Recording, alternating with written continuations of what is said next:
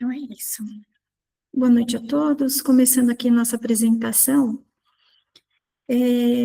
Hoje a gente vai falar o capítulo 39 do livro Os Mensageiros, dando continuidade ao nosso estudo.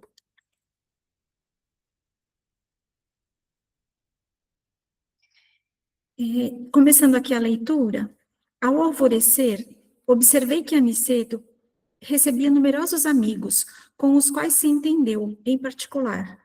Informou-nos o estimado orientador, por espírito de delicadeza, que trazia consigo incumbências várias. De acordo com as instruções de Telésforo, das quais era forçado a tratar em caráter privado, não nos ocultando, todavia, o objeto essencial que era, ao que disse, o combate ativo a uma grande cooperativa de desencarnados ignorantes congregados para o mal. Se vocês quiserem falar alguma coisa, pode ficar à vontade, tá? Se eu não ver a mãozinha aí vocês me avisam, tá bom? Deixa eu só ver se está tudo certinho. Eu deixei grifado aqui o combate ativo à grande cooperativa de desencarnados ignorantes, congregados para o mal. Eu achei interessante saber que existem cooperativas de espíritos desencarnados que também fazem reunião para fazer um desfecho de maldade, ter uma organização para que eles trabalhem também num objetivo de perturbar, né, a paz, de trazer trabalho de espíritos desencarnados. Então, eles também têm esse tipo de reunião do mesmo jeito que o bem tem. Enquanto ele se mantinha em conservação íntima, ouvíamos, por nossa vez, outros amigos da faina espiritual. Essa faina espiritual quer dizer um trabalho contínuo, né, da espiritualidade. O dia raiava agora com soberano esplendor. Tínhamos a impressão de que a chuva da noite varrera as sombras do firmamento. Eu achei essa frase bonita, né? Que a gente tem uma impressão de limpidez, né? Quando cai a chuva, né? Parece que o ar fica mais limpo. Energeticamente, parece que tudo se renova. E a chuva é uma metáfora que traz mesmo uma bênção de limpeza energética. Ô, Kátia, Oi, você me permite fazer uma colocação sobre sim. o ponto que você falou anterior, que é a cooperativa? É porque enquanto você estava falando, eu fui pegar um livro. Nós Hum, temos um estudo lá na SEBEM, na terça-feira, que é do livro O Diálogo com as Sombras, né, do Hermínio Miranda. assim, Estudando um, uma coisa assim que é muito interessante para a gente, porque quando a gente pensa em cooperativa, o que é uma cooperativa, né? Para nós aqui encarnados, cooperativa é um grupo de trabalhadores que prestam o mesmo serviço, né? E sozinhos eles são fracos, são frágeis diante das demandas, das necessidades. Mas juntos, cooperando uns com os outros, eles são fortes, né? sim. Então, a gente estava estudando ontem justamente o item 2, né, desse livro, Por que acaso, né? Por por acaso? acaso, né, que fala dos desencarnados, porque o Hermínio vai tratar nesse livro do trabalho da reunião mediúnica, né? E aí ele traz para a gente um desenho muito interessante que serve direitinho para a gente falar aqui, que é o que seria essa cooperativa. Lembrando que ele não está usando esse termo cooperativa aqui no livro, quem está usando é o André Uhum. Luiz. Mas ele coloca para a gente os vários cooperados dessa empreitada, né? Das trevas. Então, ele tem aqui, tem os orientadores, olha só, gente, que interessante. Tem os orientadores, isso aqui é só a faina, Desencarnada, tá?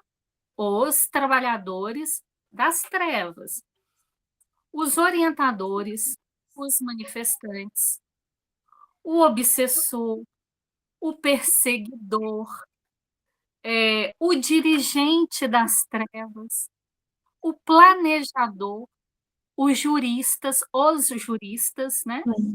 Executor, o religioso, o materialista, o intelectual, o vingador, magos e feiticeiros, magnetizadores e hipnotizadores, né?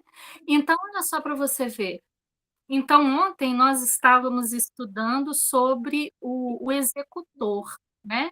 O executor e o planejador. Então, quer dizer, cada um tem uma tarefa a ser realizada. Um não entra no campo do outro, porque o planejador, por exemplo, é muito interessante. Eu gostaria até de ler aqui para vocês, porque é uma coisa assim, fora do. É algo impressionante. Olha só, o planejador. O planejador é frio, é impessoal, é inteligente, é culto, maneja muito bem o sofisma, ele é um enganador. E ele não executa nada, ele não é executor, ele é só um planejador. Olha, Então, todas as coisas que vão ser realizadas, que vão sendo engendradas, tem a participação dele. Tem a participação dele. Ele é o lobista. Ele é o lobista. Né? Então, é muito interessante, porque quando fala de uma cooperativa, ele está falando disso. Então, por exemplo, ele é uma pessoa, é um espírito, né? Uma pessoa. Ele se mostra, a princípio, quando ele vai se manifesta em uma reunião mediúnica, ele se mostra amável, aparentemente tranquilo, ele não é esbravejador, ameaçador, nada disso. Ele é um planejador, ele é impessoal, ele é inteligente, ele é culto, ele não usa palavras de baixo calão, nem por intenção. Porque tem espíritos que o médium tem que filtrar muito bem, porque são palavras de baixo calão. Esse não, ele é culto. Ele não tem essas palavras, esses maneirismos, ele não tem. Então, ele se mostra amável, aparentemente tranquilo, e sem ódios, né? Ele não se envolve diretamente com os métodos de trabalho das organizações trevosas, ou seja, ele não expede ordem nem executa. olha que interessante. Esse é um trabalhador. Então, dentro dessa cooperativa, existem trabalhadores de todos os quilates. Sim, e nesse contexto que você está falando, né, Renata, eu, por exemplo, sempre tive aquela impressão de que espíritos obsessores são aqueles sofredores que a gente vê numa reunião mediúnica, que fala de baixo calão, né? E não é. Normalmente a gente associa espírito sofredor com falta de inteligência, mas é falta de moral. Eles não têm moral, porque muitos são inteligentíssimos, né? E saber que tem uma hierarquia dentro deles também é interessante de se ver, né? Muito, muito. Né? Oi, André. É porque a fraternidade que eu frequentava, eles diziam muito isso, sabe? Que se o bem se organizasse tão bem quanto o mal se organiza, seria muito melhor. Porque a organização deles é perfeita. Nós é que vacilamos na nossa fé, na nossa postura diante das coisas. E eu lembro de gente falar isso muito, nós organizássemos como o mal, não existiria mal neste mundo. Eu acho também que a gente está um pouco lá, um pouco cá ainda, né?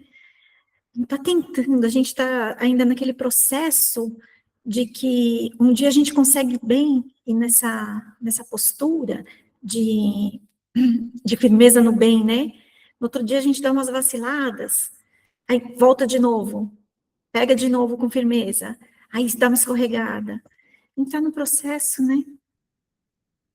E assim a gente vai indo. Obrigada.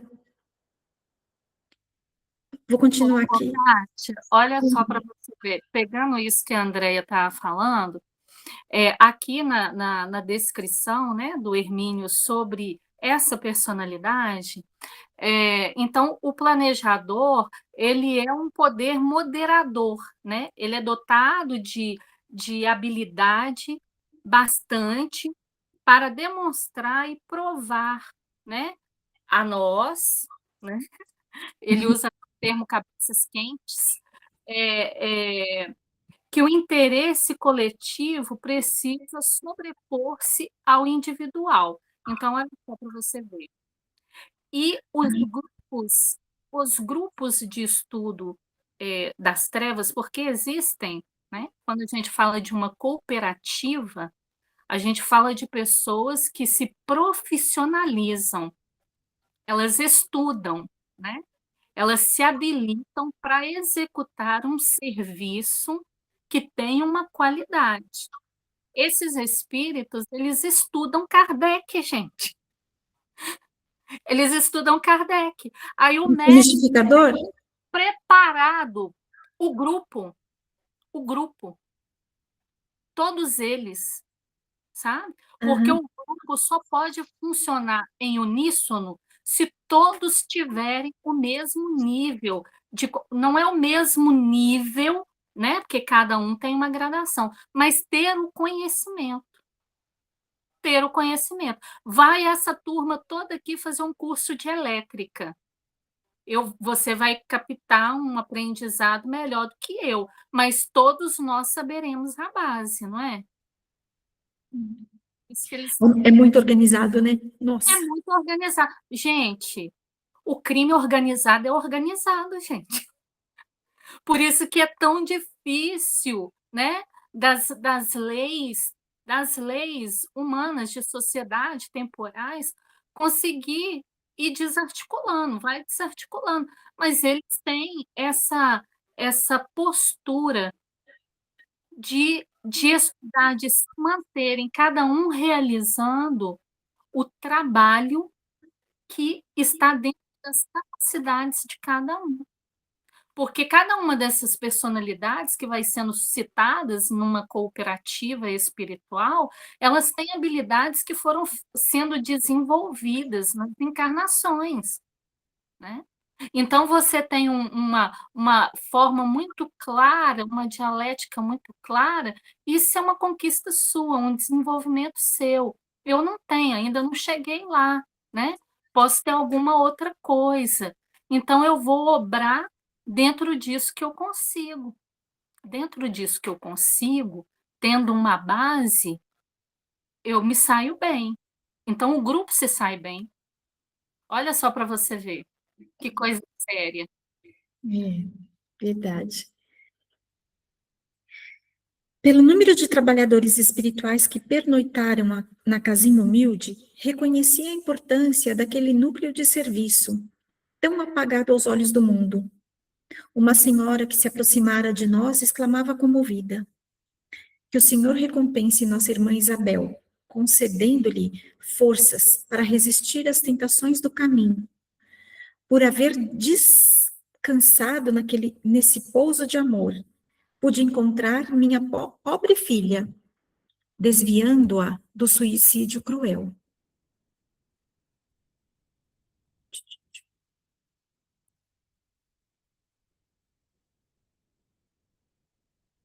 Graças à providência divina, incapaz de sofrear o desejo de aprender, perguntei curioso: mas como a encontrou, minha irmã? Em sonho, respondeu a velhinha bondosa. Minha Dalva ficou viúva 3 anos, e faz 11 meses deixei-a só, por haver também desencarnado. A pobrezinha não tem resistido ao sofrimento, quanto devera, e deixou-se empolgar por entidades maléficas, que lhe tramam a ruína. Embalde, me aproximo dela durante o dia, mas, com a mente engolfada em negócios e complicações materiais, não me pôde sentir a influenciação. Precisava encontrar-me com ela à noite e isso não era fácil. Aqui eu deixei gravado essa frase, porque a gente pensa como a Renata estava falando, que eles são muito inteligentes, né? Estudam muito. Então, quando no nosso dia a dia, no nosso cotidiano, a gente tem situações que não precisa nem a gente ser um malfeitor em si, basta ter pensamentos tristes, revolta, sentimentos, emoções que não estejam alinhados com uma vibração positiva, né? Você atrai influência maléfica. E dentro dessa influência maléfica, que você vibra numa negatividade, mesmo que seja numa condição de tristeza por fatos que realmente tenham acontecido, não justifica você não elevar sua vibração, porque você abre brechas para o mal entrar. E aí os obsessores, entidades maléficas, e muitas vezes inteligentes, elas vão conseguir, através do que estão vendo dos seus pontos fracos, conseguir te influenciar. E mesmo uma benfeitora que gostaria de passar alguma coisa positiva, de interferir positivamente, ela não consegue, porque você não abre espaço para esse benefício de uma influenciação positiva. Então, a gente tem que realmente fazer força para sair da melancolia, da raiva, da mágoa, de todos esses sentimentos e emoções negativas, porque a gente abre brecha para o mal entrar. E nisso, o bem não consegue entrar. A benfeitora, ela gostaria de fazer mais pela Dalva, só que ela não conseguiu por causa disso. Qual foi o remédio que ela encontrou? Através do sonho, através do sono, da projeção astral, onde o corpo, a gente dorme, o corpo é levado para uma projeção astral, para o local específico, nesse caso aqui, a casa da Isabel, para que tenha o benefício do encontro com a mãe, né, que ela era viúva e perdeu o marido e a mãe, e ter essa oportunidade de auxílio. Alguém quer falar alguma coisa? Eu gostaria. Essa parte me chamou muita atenção, porque em nosso lar, nós temos um capítulo, né? Agora me falha a memória do capítulo, mas é o capítulo em que o André Luiz, logo no início, ele vai pleitear um lugar de trabalho, né? Com o Marense. E aí ele pede uma reunião com o ministro para ele poder se oferecer para ele exercer a profissão dele, que era medicina.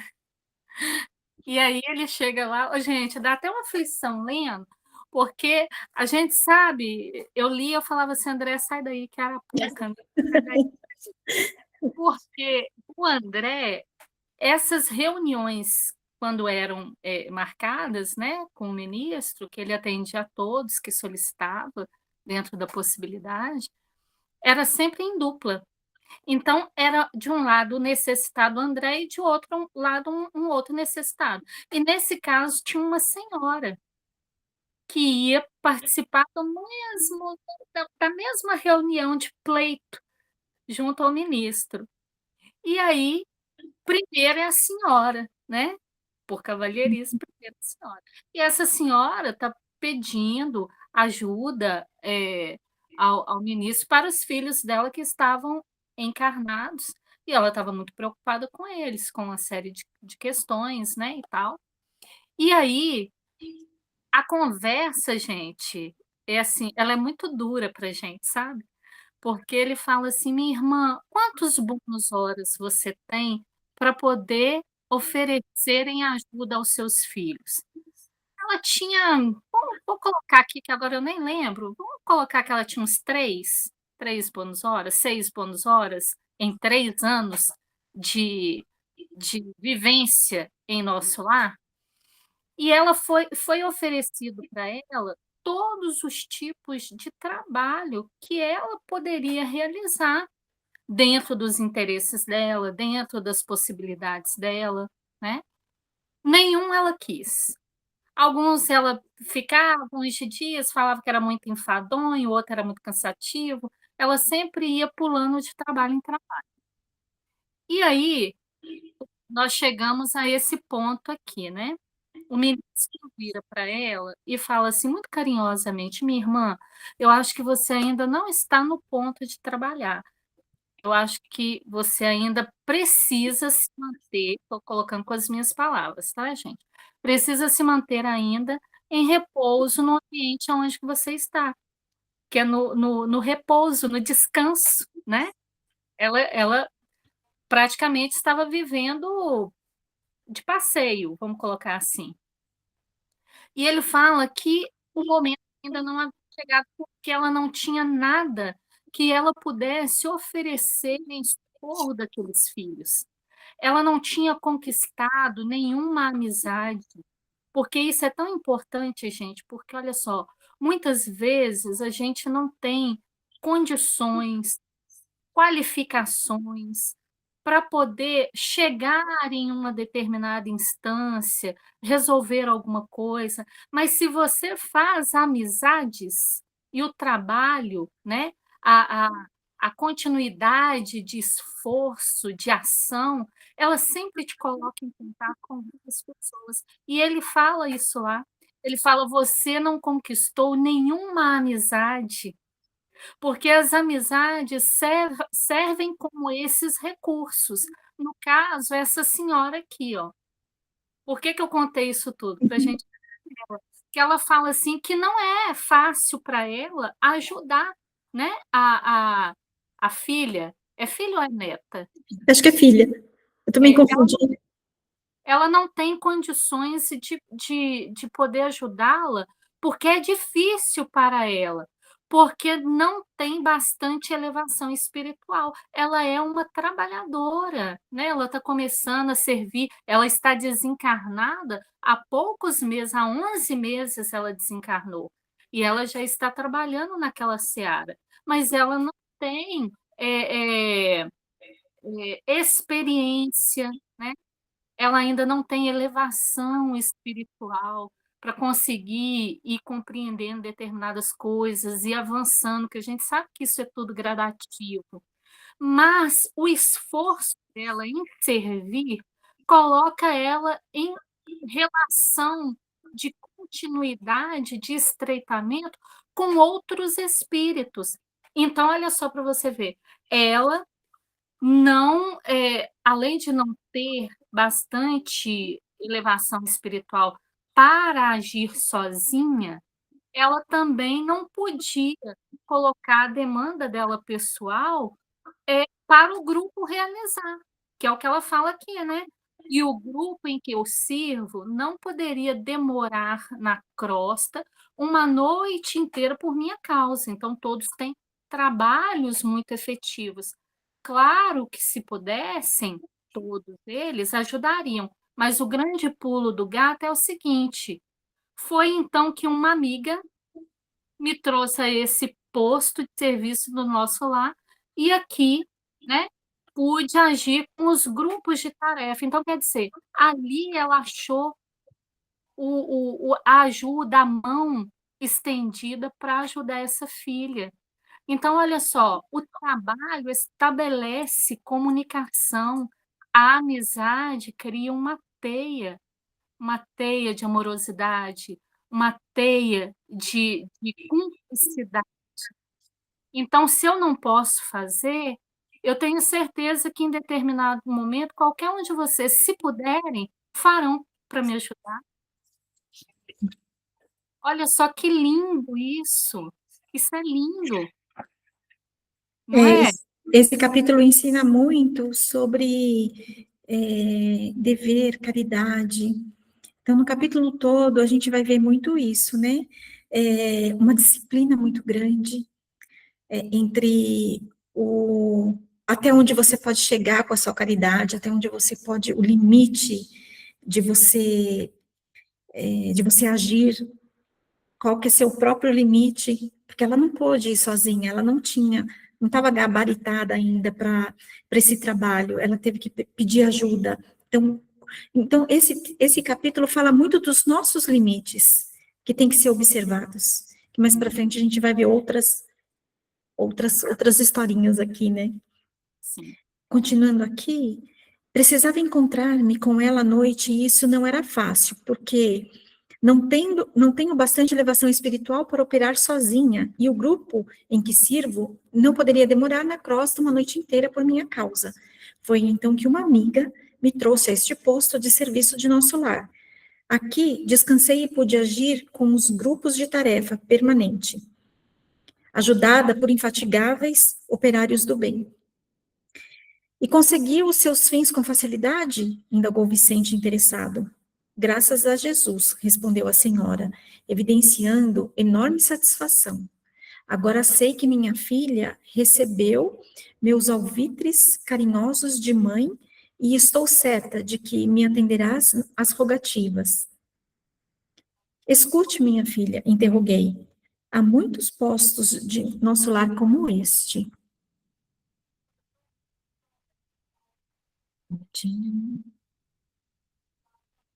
Ao que me informaram, há regular número deles, não somente aqui, mas também em outras cidades do país, além de numerosas oficinas que representam outras colônias espirituais, entre as criaturas corporificadas na Terra.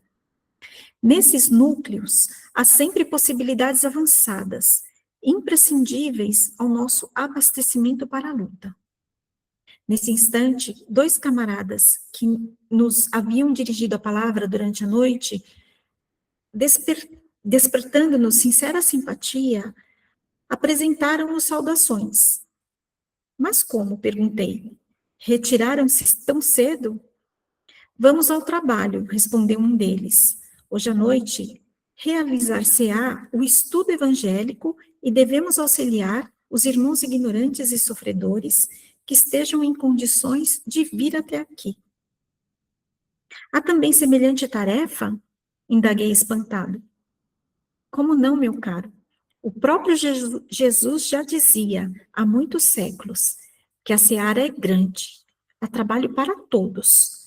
E cumpre-nos reconhecer que essa oficina de assistência cristã funciona há quase 20 anos, de maneira incessante. Vocês, no entanto, interroguei, permaneceram aqui desde os primórdios da fundação? O interlocutor esclareceu prontamente. Não. Muitos, como nós, fazem aqui estágios de serviço somente. Alguns cooperadores de Isidoro e Isabel aqui estacionam desde o início da instituição. Aqui.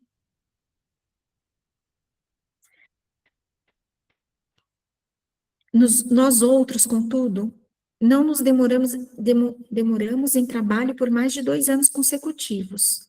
Num posto como este, é sempre uma escola ativa e santa. E os que se encontrem no clima da boa vontade não devem perder ensejo de aprender.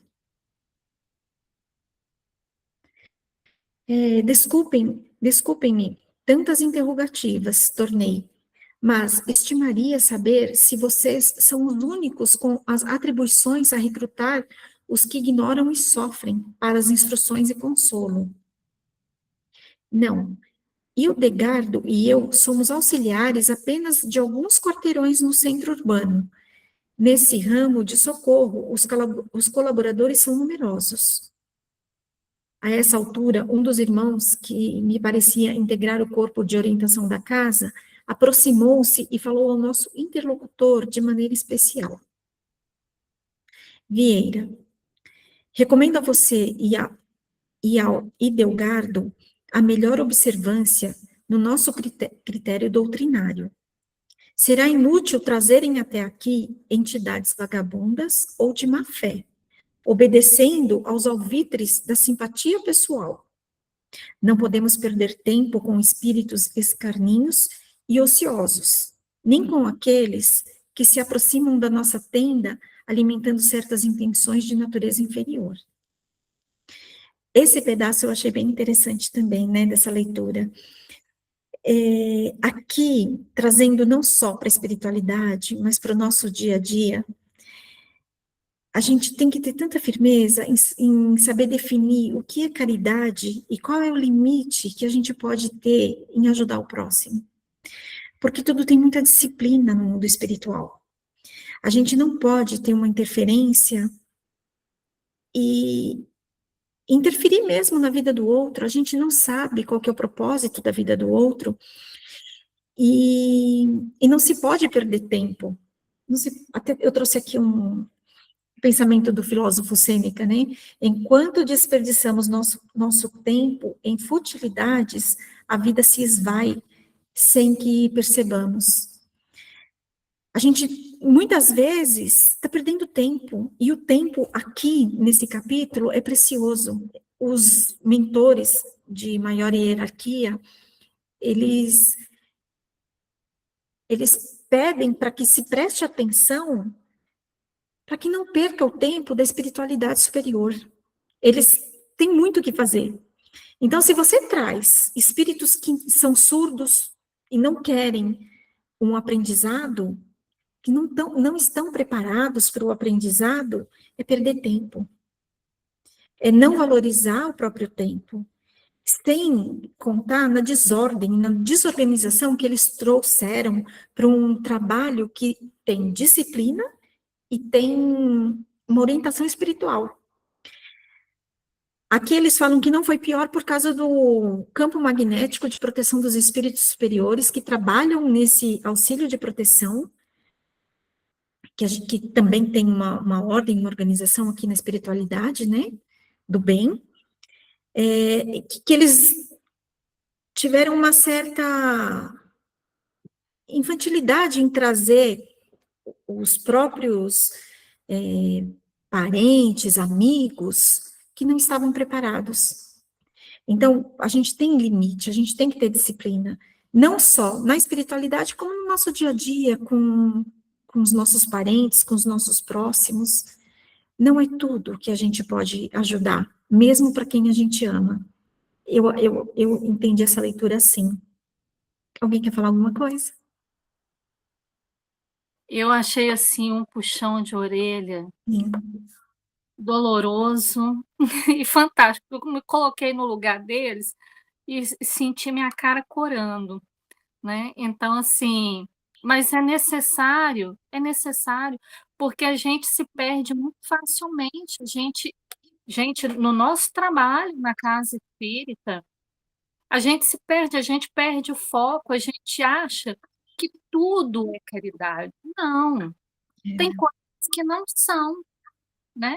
Tem coisas que não são, tem atitudes que mostram que a gente gostaria que o outro bebesse daquilo que a gente sabe que faz bem para a gente, mas para o outro ainda não faz bem, o outro ainda não quer, né.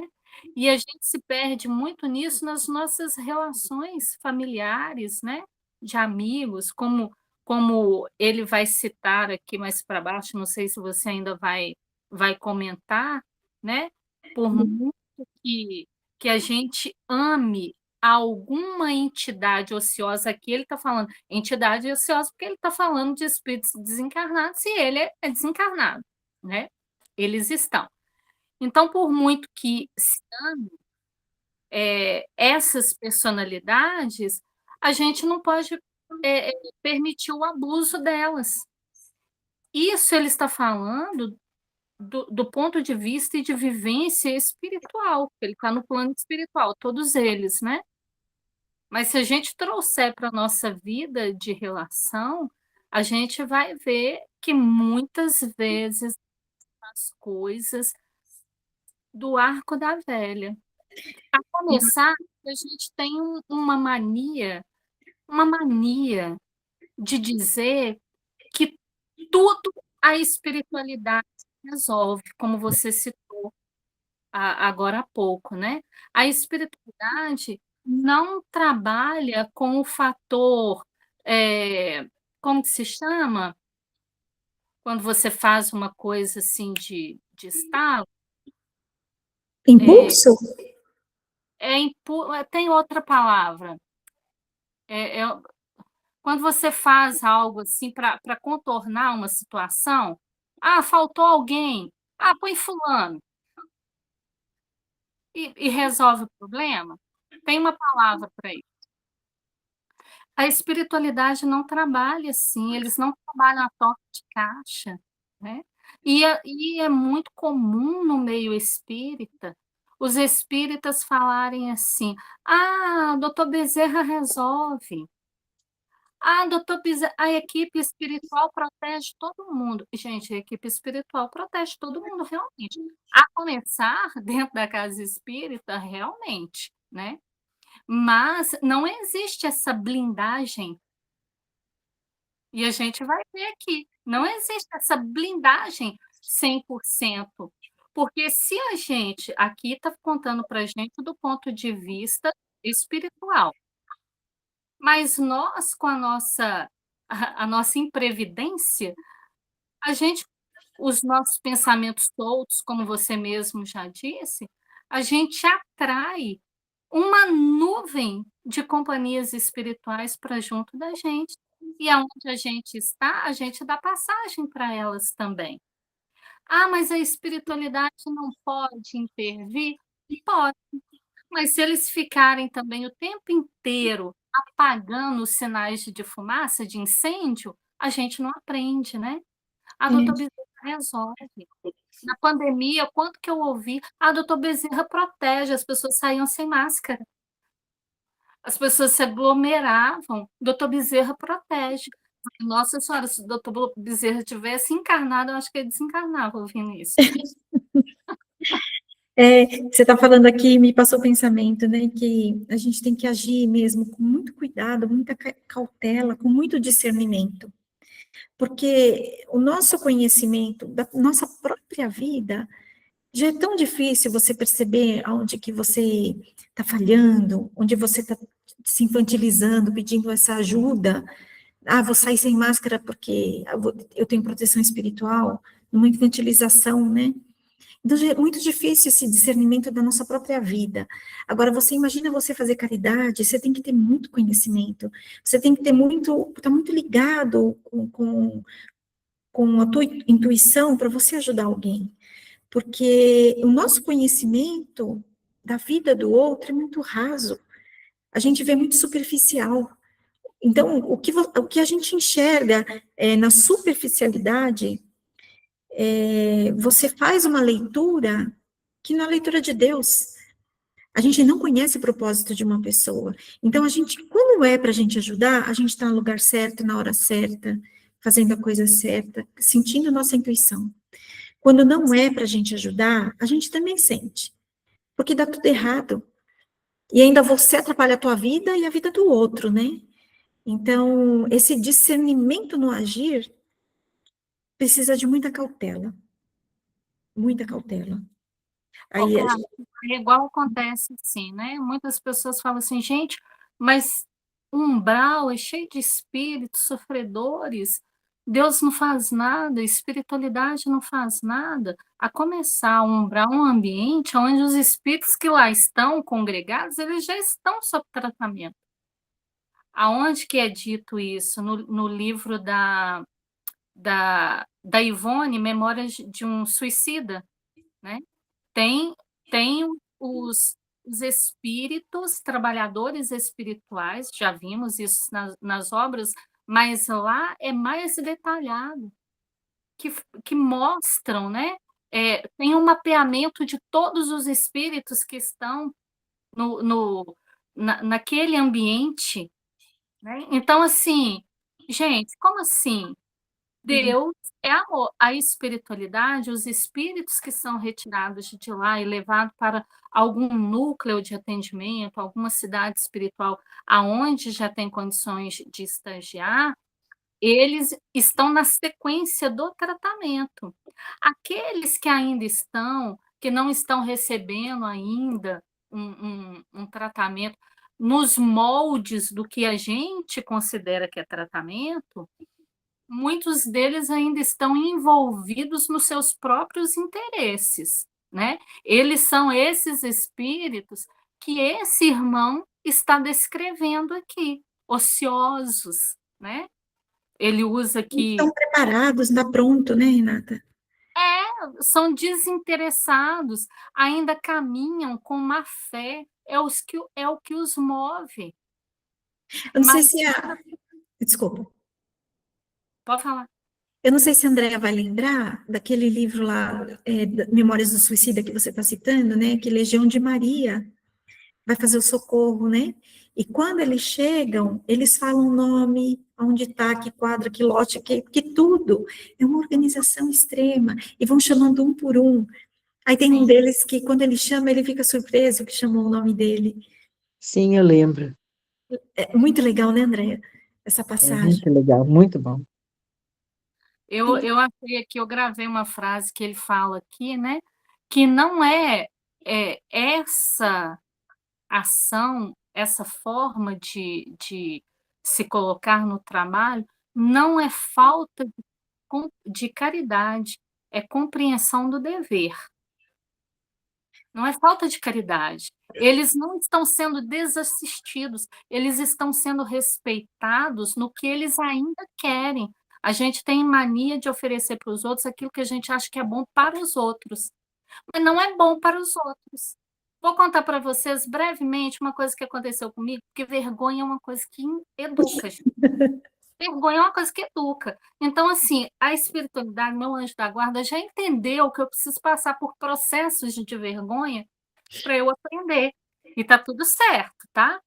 Uma vez, eu na rua, um rapaz que mora na rua, tá sempre, né? Eu sempre encontro com ele pela rua.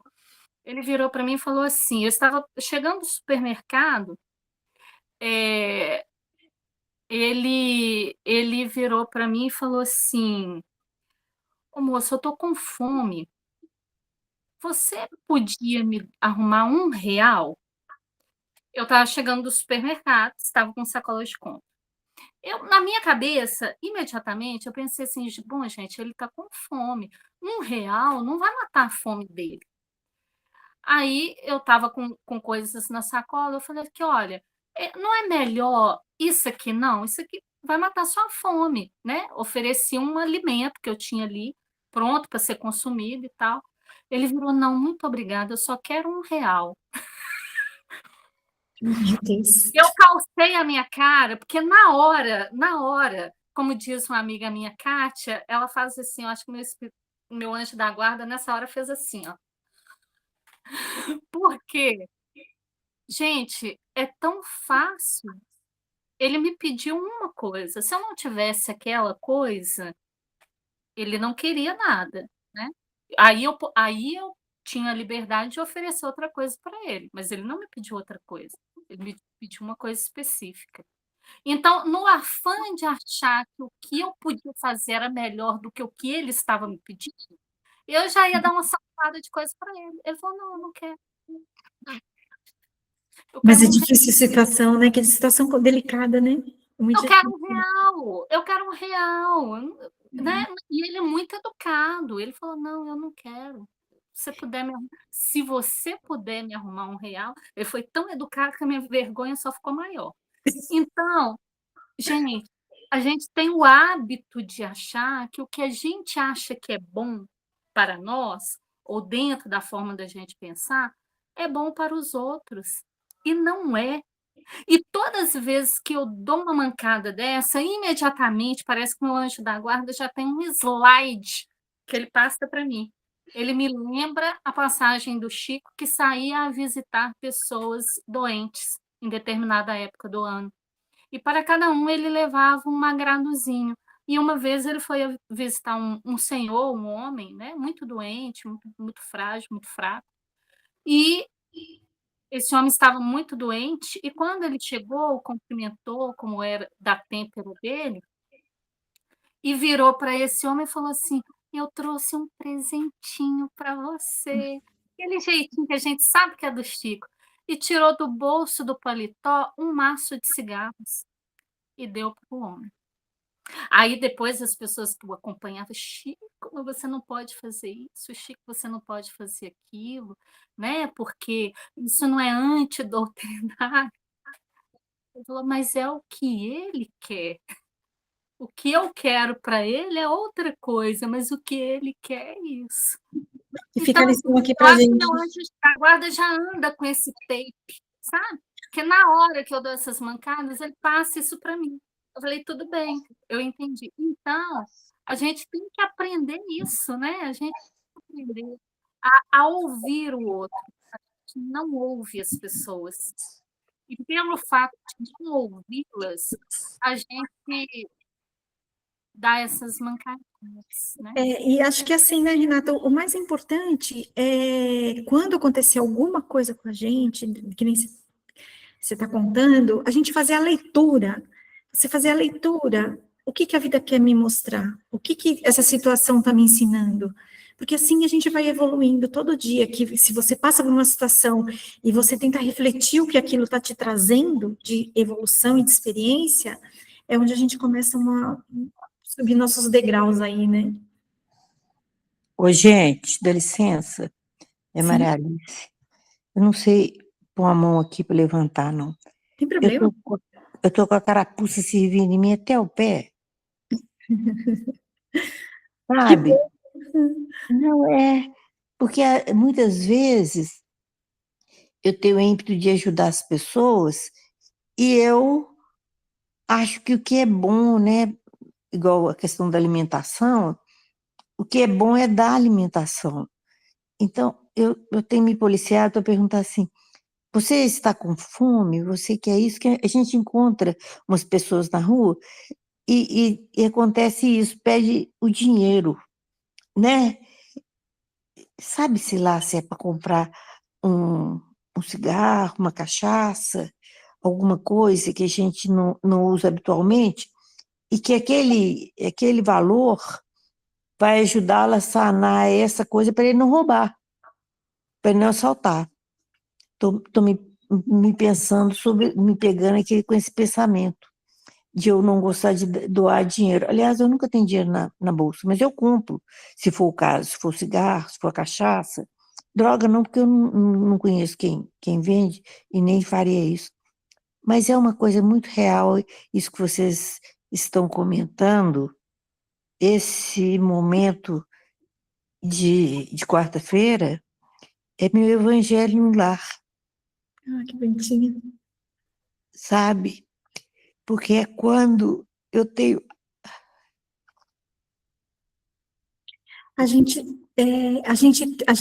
Nós também, sabe?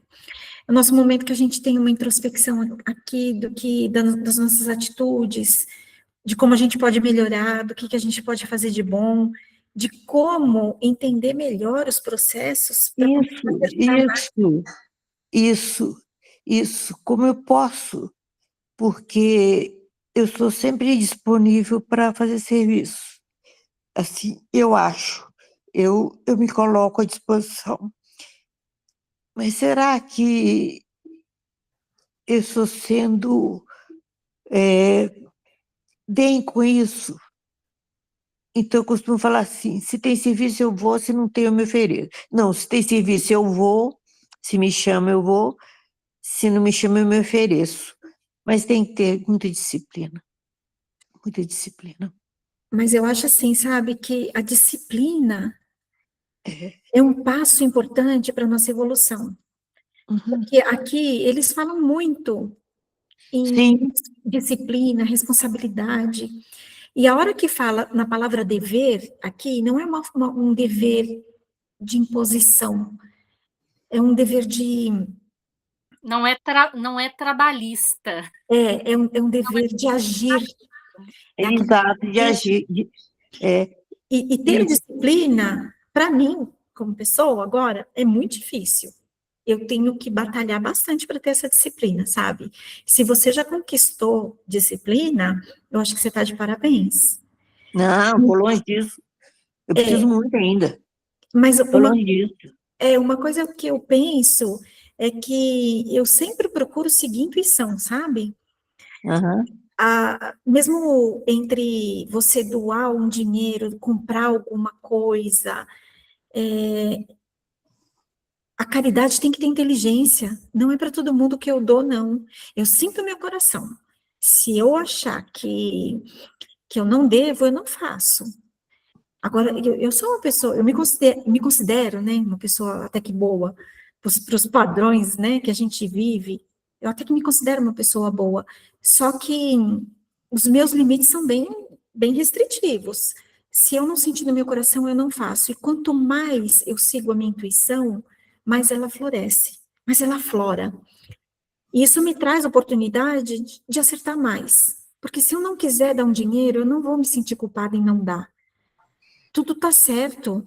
Eu sinto no meu coração. Agora, se eu sentir que eu tenho que ajudar, eu tenho que ajudar. Então, ajuda, sabe? Ajuda porque é necessário. Então, sempre é a minha intuição que me guia. Pelo menos na maior parte das vezes eu tento, né? Uma coisa assim que fica muito gravado para mim, a gente estuda muito sobre isso, é que Jesus, toda vez que ele se aproximava de alguém para ajudar, ou alguém se aproximava dele pedindo ajuda, a primeira pergunta do Cristo para nós era: o que você quer que eu te faça? Porque se a gente Ah, pensar nisso, eu é. não troco o que a pessoa está me pedindo pelo que eu quero oferecer, que eu considero que é melhor. Porque vão pensar que o Cristo sabe exatamente o que é melhor para mim. Se eu chegar para encontrar com Jesus agora, falar Senhor, Senhor, a pergunta que ele vai me fazer é essa: Renata, o que queres que eu te faça? Eu não vou querer responder isso, porque eu sei que ele sabe, que eu sei que ele sabe o que é melhor para mim. Então, ele faz com que a gente pense.